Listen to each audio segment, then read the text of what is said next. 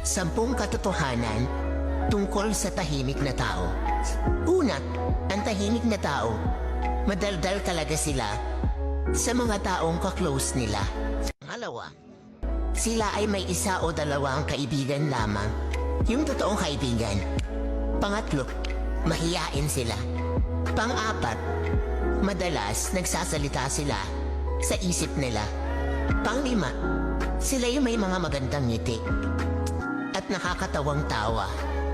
Pang-6, sila ay tapat sa kanilang karelasyon. Pang-7, sila ay mapagmatsyag sa lahat ng sitwasyon. Pang-8, tahimik sila pero iba kung magalit. Kaya wag na wag mong gagalitin. Pang-7, sinasarili nila ang nararamdaman nila kahit nasasaktan na sila. Pang-10, pag sila nakilala mo ng lubusan at maging komportable sila sa'yo, doon nila ipapakita ang totoong sila.